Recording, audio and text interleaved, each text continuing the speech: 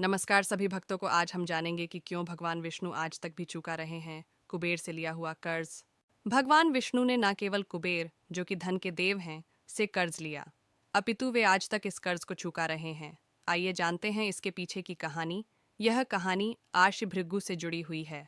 वे त्रिमूर्ति ब्रह्मा, विष्णु और महेश में से सबसे श्रेष्ठ भगवान को चुनने में लग गए। जब भृगु अपने पिता ब्रह्मदेव के पास पहुंचे तो न कोई अभिवादन किया और न ही कोई आदर सत्कार दिखाया। भृगु जी की इस स्वभाव को देखकर ब्रह्मा जी क्रोधित हो उठे और शाप देने लगे। तभी उन्हें ये ख्याल आया कि ये तो मेरा ही पुत्र है, और उन्होंने अपने क्रोध को शांत कर लिया। भृगु जी से यह छिप न सका और उन्होंने ब्रह्मा जी से प्रस्थान की आज्ञा ली। इसके बाद भृगुअर्षि कैलाश पर्वत भगवान शिव के पास गए।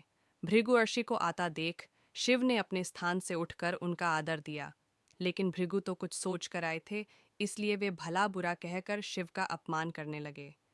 इस पर महादेव शिव काफी क्रोधित हो उठे और उन्होंने त्रिशूल उठा लिया, लेकिन देवती ने उन्हें रोक लिया और ब्रह्मा जी के पुत्र होने के नाते उन्हें क्षमा करने को कहा। फिर आर्षि वैकुंठ भगवान विष्णु के पास गए। भगवान विष्णु वहां मां लक्ष्मी के साथ आराम कर रहे थे। तभी ऋषि भृगु ने उनकी छाती पर अपने पैर से प्रहार किया।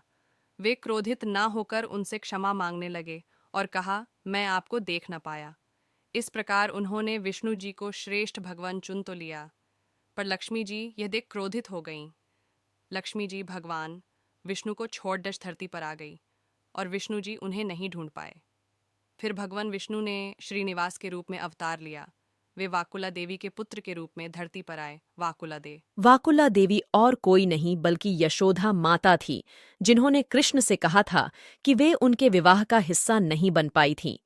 तब कृष्ण ने उन्हें वरदान दिया कि वे वाकुला देवी के रूप में मेरी माता बनेंगी। लक्ष्मी जी ने भी तब पद्मावती के रूप में धरती पर जन्म लिया। एक बार श्रीनिवास जंगली हाथी के शिकार पर निकला। वहां पर राजकुमारी पद्मावती भी मौजूद थी। राजकुमारी और उनकी दासियां हाथी को देख के डर गई। तभी श्रीनिवास ने उस हाथी को काबू कर लिया।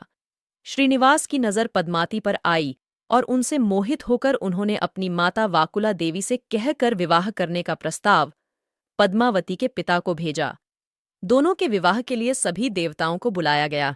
तब भगवान श्रीनिवास ने कुबेर से विवाह के लिए कर्ज लिया, जो कि कलयुग के अंत तक ब्याज सहित लौटाने का वादा किया। विवाह के पश्चात लक्ष्मी जी ने आर्ष भृगु को भी माफ कर दिया। थास तो जब भी कोई बालाजी मंदिर में कुछ चढ़ाता है तो वह एक तरह से भगवान विष्णु के कर्ज को चुकाने में मदद कर रहा है, जिसके बदले वह बालाजी से कभी खाली हाथ नहीं जाता।